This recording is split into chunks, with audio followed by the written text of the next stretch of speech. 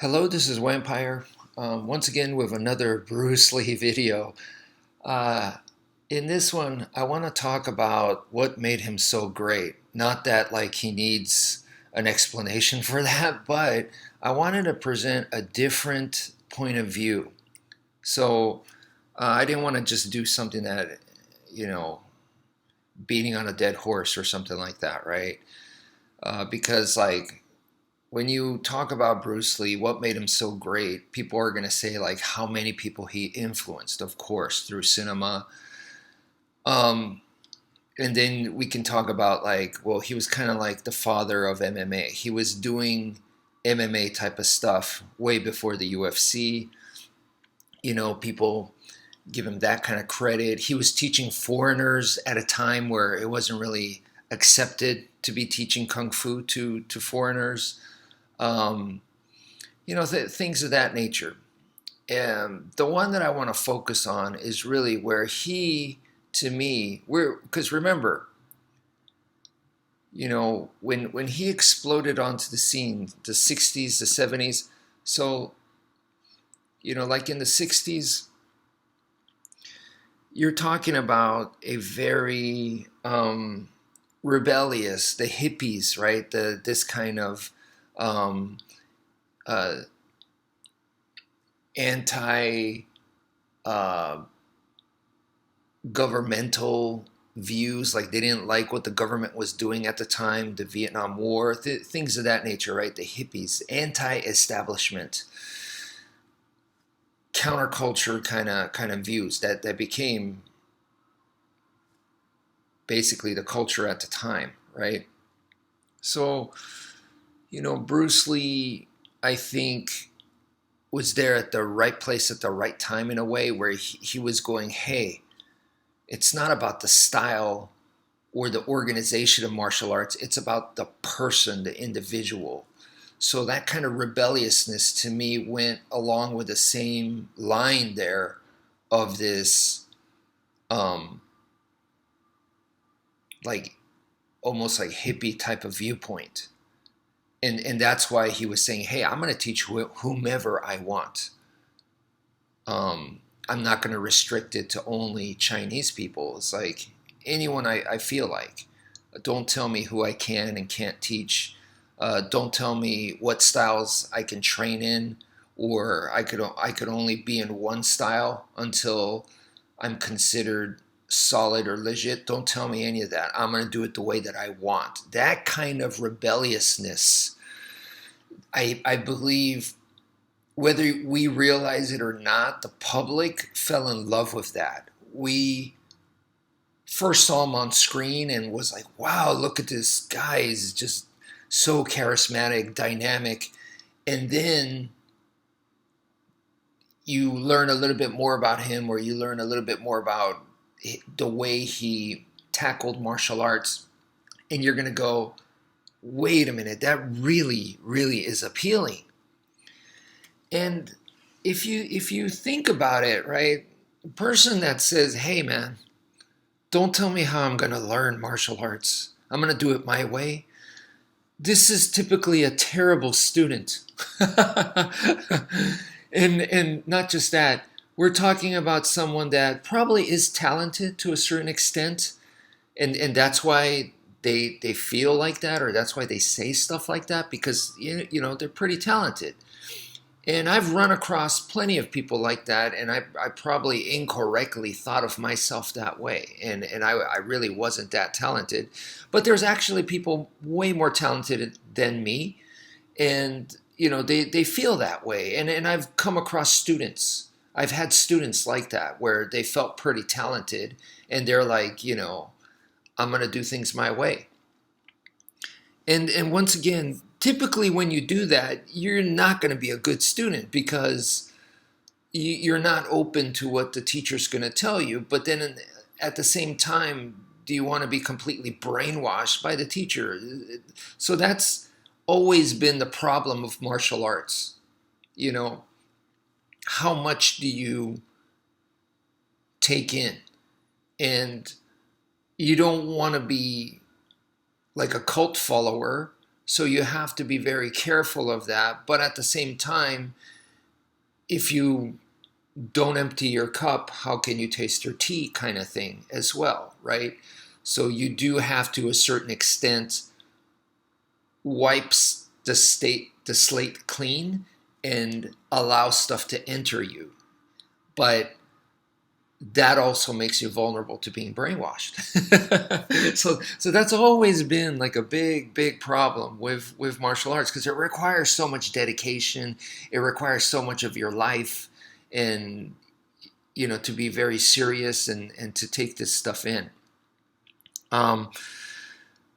So Bruce Lee, who you would think is a horrible student,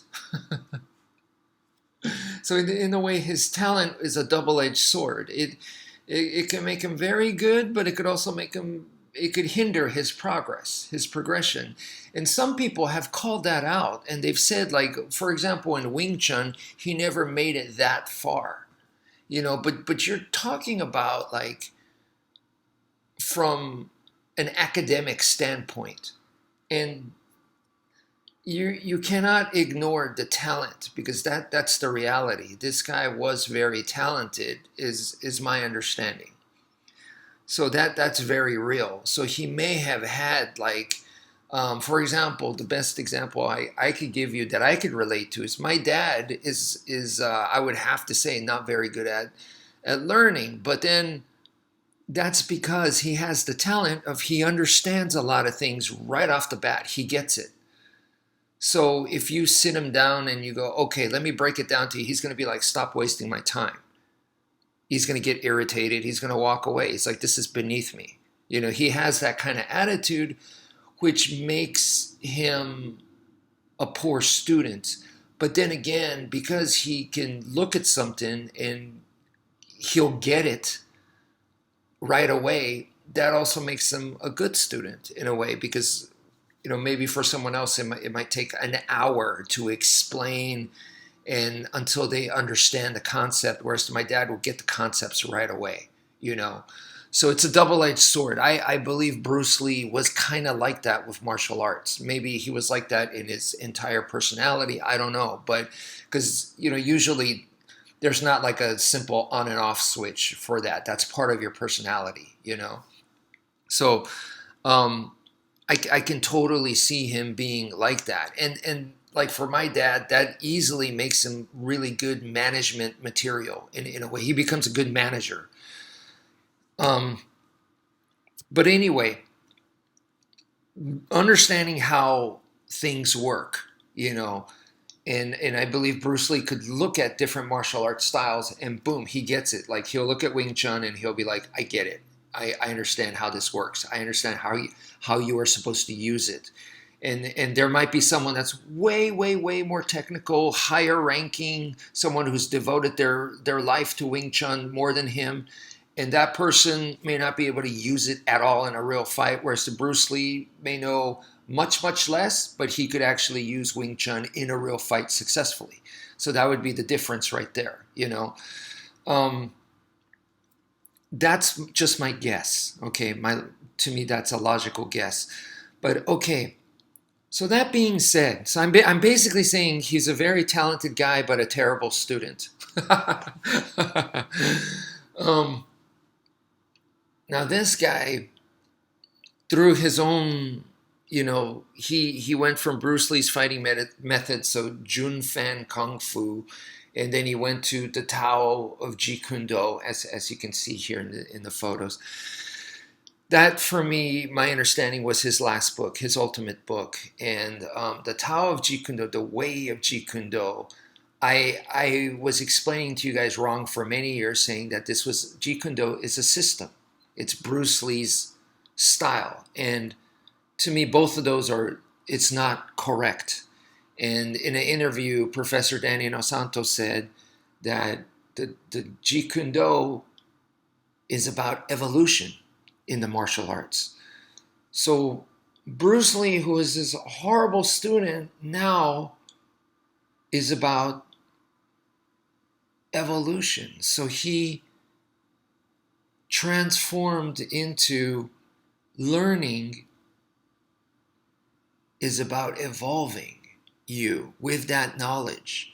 So from being, in my opinion, please, understand what I'm trying to say. By being a poor student, very talented and gets things right off the bat, but as far as like work ethic goes, and I feel silly saying this because I mean, look at this first photo. The guy was known for work ethic. He would work his butt off. But what I mean by like, going in and being a typical student, I don't think that was him. And going through the belt rankings from white belt to black belt, that wasn't him, is what I'm saying. And that's the typical student. I myself was a horrible academic student. It just didn't work for me, And in his case, I believe is more like Albert Einstein, who was, my understanding, not a good academic student, but obviously he was one of the geniuses of our time, right? So Bruce Lee, the same thing. I believe he's a martial arts savant, a genius in that sense. But as far as martial arts academics, is he going to go up the ranks like a normal student? No, that was not his thing. And so that's what I mean by poor student. But through that, he progressed. I was trying to be very careful with the word I chose. He progressed and evolved into martial arts is about your evolution. The information, the training has to evolve you. Not me, because he obviously evolved, but he's saying, I'm interested in your evolution to change. So not stick with the textbook and just keep practicing that over and over and over and become a robot. He's like, because that really does happen to some people or maybe a lot of people. But there are others where they evolve, even though that's what they're doing, that they're doing the exact same thing, but they evolve. So I think Bruce Lee saw that and he was like, I'm interested in the evolution part. I want to make sure all of you can evolve, every single person. So to me, that is his greatest gift to us, is focusing on the evolution from, he wants your training, your study, in other words, your martial arts study. He narrowed it down to it's about evolution. And I think that's what makes him so great. And that is an amazing thing, that you study so much that it changes you. And part of that is studying in the right way. So what I'm trying to say is, I guess he went from poor student to amazing student, or poor student to amazing teacher in a sense.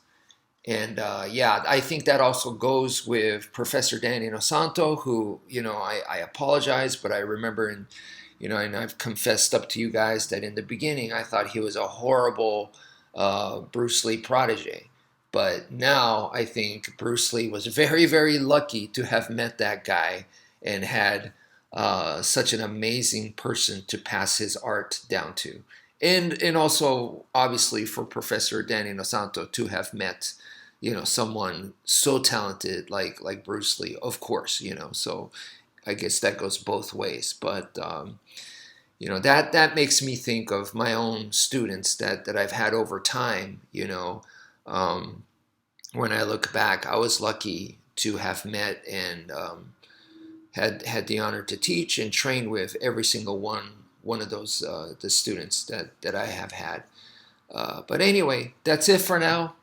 Thank you for viewing, and take care, folks.